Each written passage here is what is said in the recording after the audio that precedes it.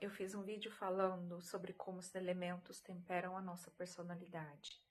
E hoje eu quero fazer uma pergunta que talvez possa mudar aí completamente a forma como você enxerga a sua vida. Vamos lá para essa pergunta? E se não houver nada de errado com você, você já parou para pensar nisso?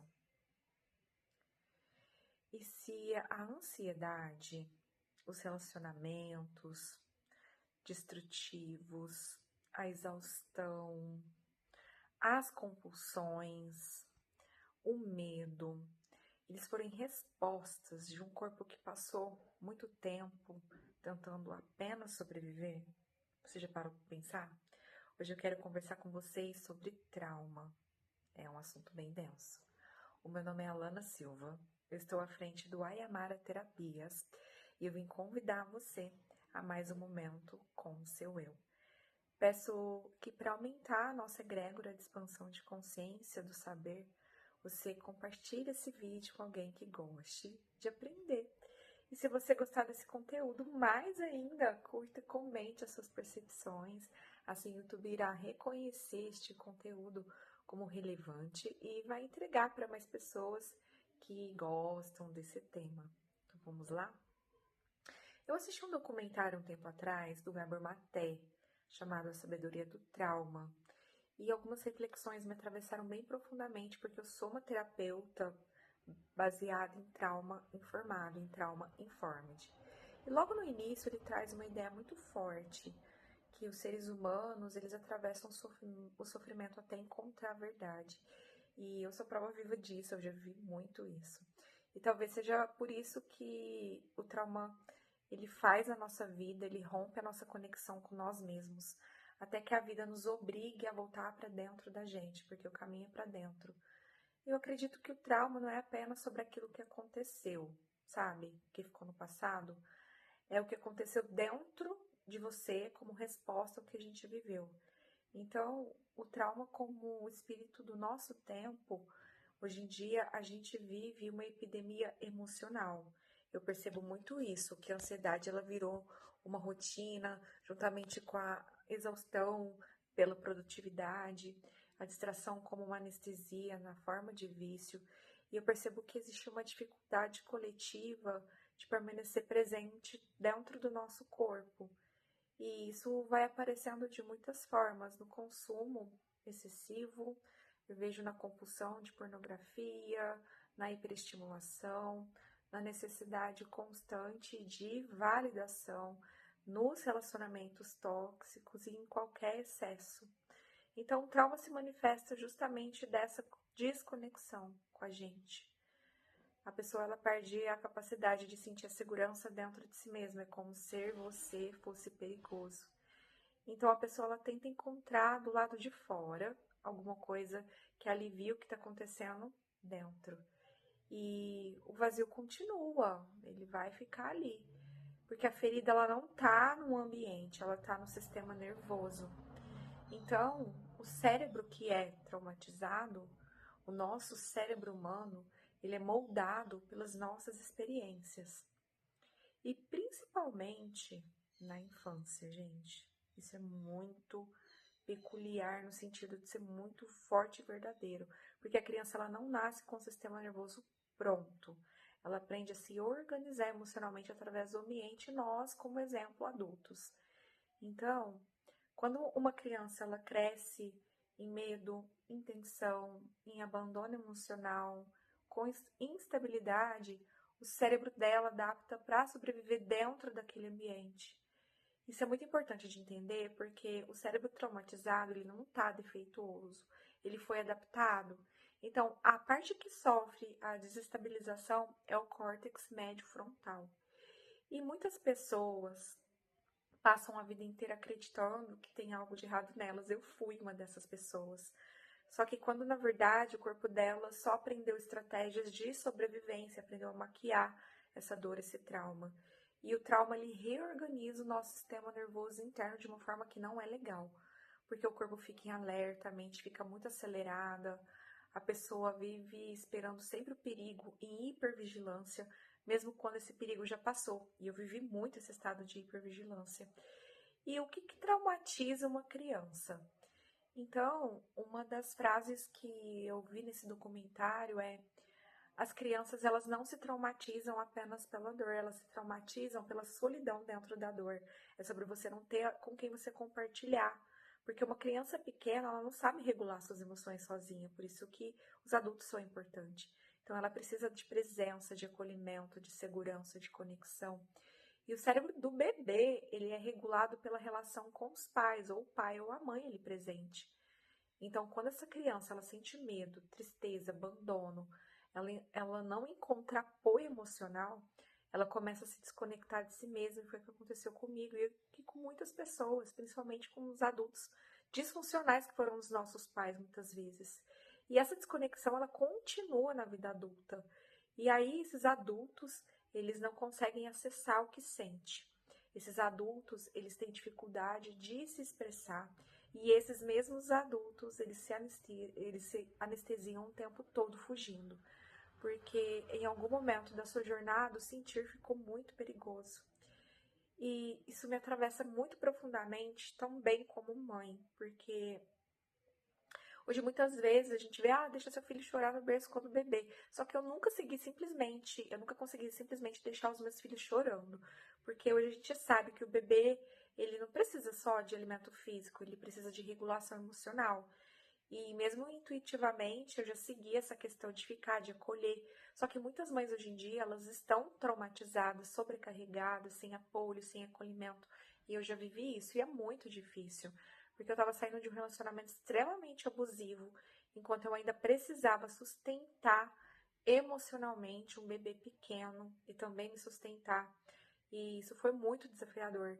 Então, imagina o tamanho dessa pressão dentro do corpo de uma mulher, né? E tentando integrar, se regular para o bebê ficar bem.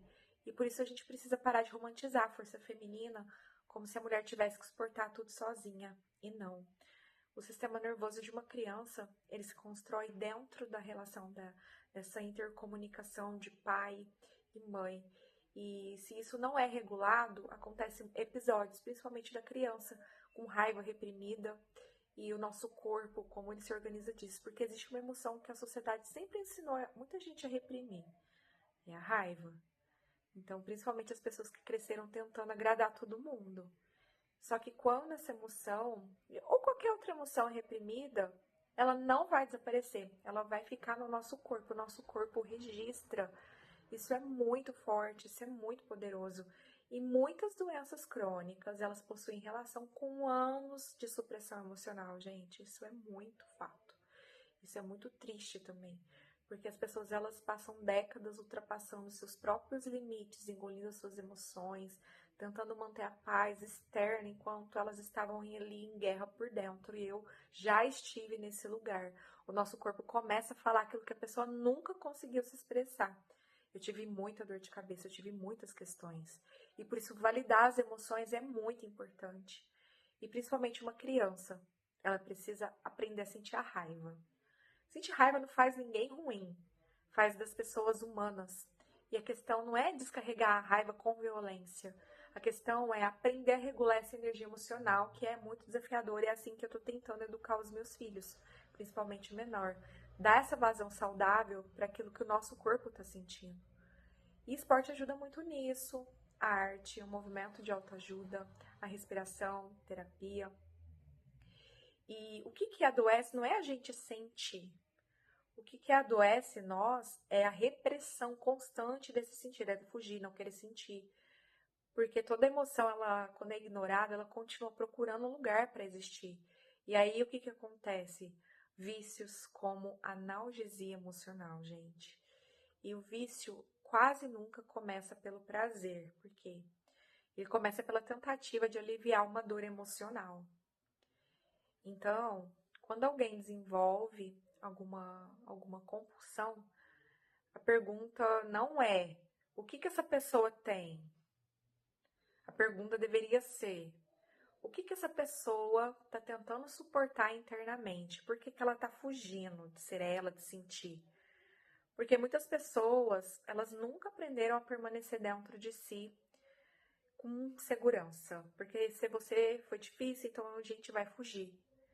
E aí elas acabam procurando alguma coisa para alterar temporariamente esse estado emocional.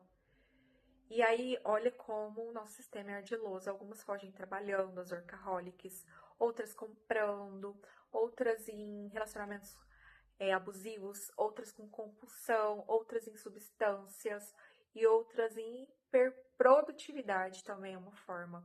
Porque o vício é o nosso sistema de sobrevivência emocional nesse contexto. E debaixo de toda essa compulsão existe uma dor tentando ser anestesiada, é sempre uma dor.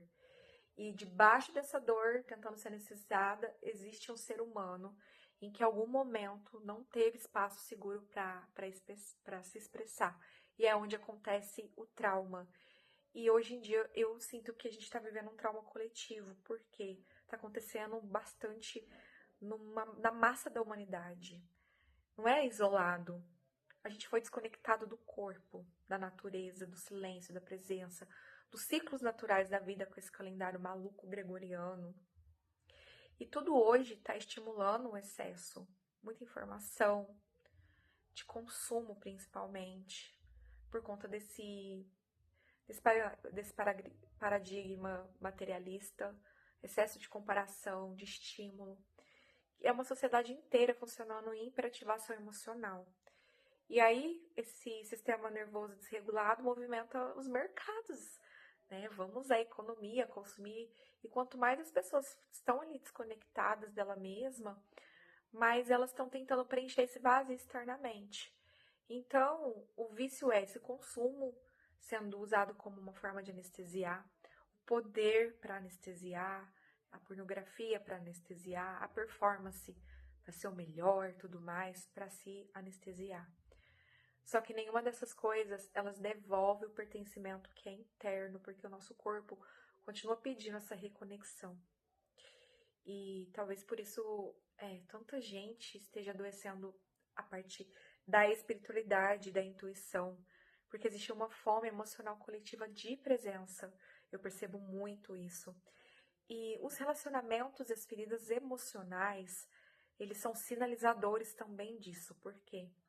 Os relacionamentos, eles revelam feridas que já existiam antes deles, e isso vem de família, às vezes transgeracionais, porque algumas relações, elas ativam dores bem profundas. E por que o parceiro troca exatamente lugares emocionais que nasceram lá atrás? Medo de abandono, rejeição, invisibilidade, questão de desvalor, humilhação. Por que disso? E porque muitas vezes o relacionamento ele se torna um portal de crescimento. E nem todo mundo quer crescer, porque crescer dói. O relacionamento é o espelho, né, da gente. O outro espelha aquilo que a gente precisa sair da zona de conforto. Porque aquilo que estava escondido finalmente aparece. Para isso que existem os relacionamentos. Só que isso exige consciência, exige coragem para você olhar para si. Porque algumas pessoas escolhem amadurecer emocionalmente e outras passam a vida inteira tentando anestesiar tudo aquilo que sente. Foi o meu caso, eu queria expandir, crescer, a outra parte não, tá tudo certo, deixei, soltei. E eu vivi isso dentro do meu casamento, enquanto eu mergulhava nas minhas feridas, abria a caixa de Pandora da dor, da noite escura da alma. A outra parte não queria olhar, achava que estava tudo bem, queria fugir delas. Então, a cura começou a acontecer de uma forma unilateral. Isso foi muito doloroso, porque o relacionamento é uma troca. E aí eu projetei isso na minha cabeça, porque chega um momento em que você percebe que estava tentando sustentar emocionalmente uma relação inteira sozinha. Isso não tem como coexistir essa dinâmica. E aí o corpo, a doença e a medicina nesse contexto.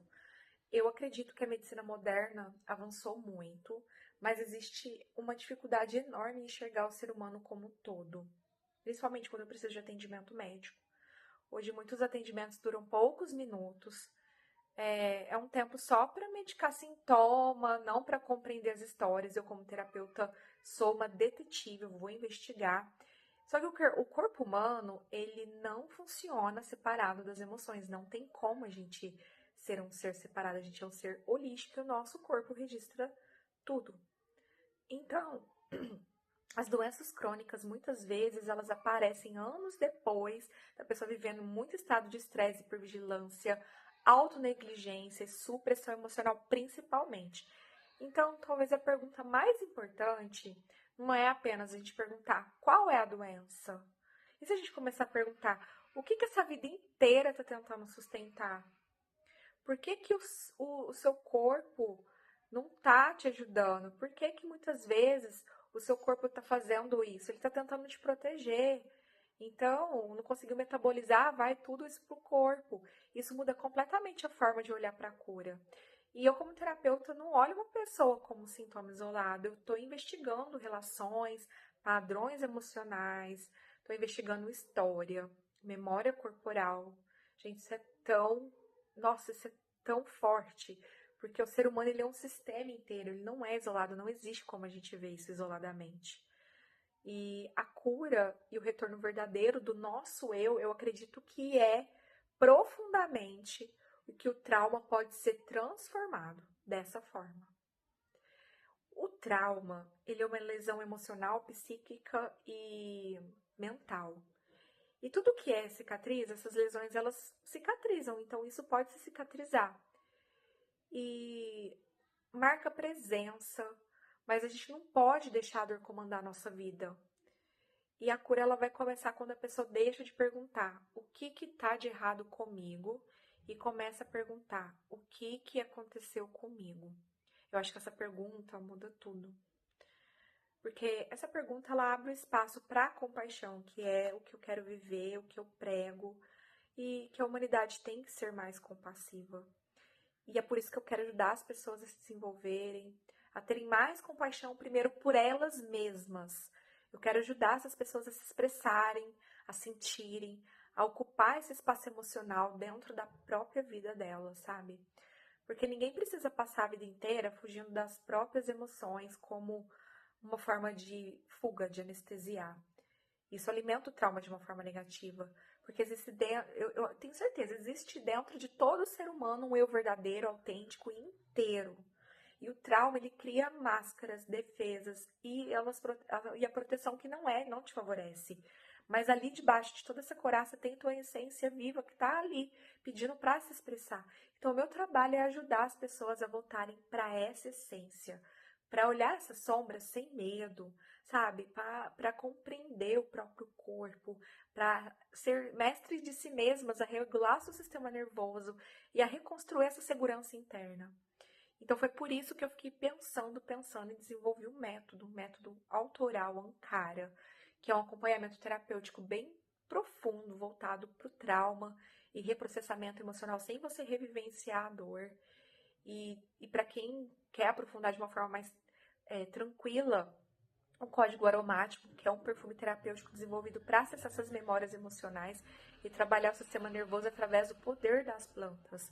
Porque o corpo lembra. Tudo aquilo que foi ferido também pode ser curado. Eu acredito muito nisso e eu tenho as ferramentas para te ajudar nesse contexto. E o trauma, ele não precisa dominar a tua vida. Ele é o pontapé para o seu despertar, eu digo assim, o seu despertar para você, da sua potência. Então, eu convido você a sentir essa energia e esse foi, assim, a reflexão de hoje, o ponto de vista que eu trago sobre isso, sobre o que tem que mudar. A gente tem que olhar para fora de uma outra forma e parar de procurar culpados, parar de se vitimizar e tornar protagonista da nossa própria vida. E eu gosto muito de usar a minha ferramenta terapêutica para deixar a pessoa nesse patamar de ser protagonista da própria vida, de tomar as rédeas da sua vida e de ser seu próprio mestre. Não ficar ali totalmente dependendo de terapia ad infinito. Eu quero dar alta para muita gente, eu quero expandir essa consciência, esse saber através do meu servir. Então eu me tornei terapeuta justamente para isso, para através de todo o meu conhecimento, de toda da minha vivência, fazer as pessoas se expressarem dentro da sua autenticidade. Porque a validação de nós, quando criança, era sermos autênticos e sermos ali autorregulados pelos nossos pais, mas muitas vezes eles não tiveram isso. E tá tudo certo, e a partir do momento que a gente tem essa clareza não dá para desver o que a gente já viu. Então, esse foi um encontro com o meu eu, mais um encontro com o meu eu, e espero que você tenha despertado aí em você essa vontade de voltar para dentro e olhar o que está aí travando a sua vida, qual é o trauma que está travando a sua vida e convidá-los a aprofundar. E até os nossos próximos vídeos.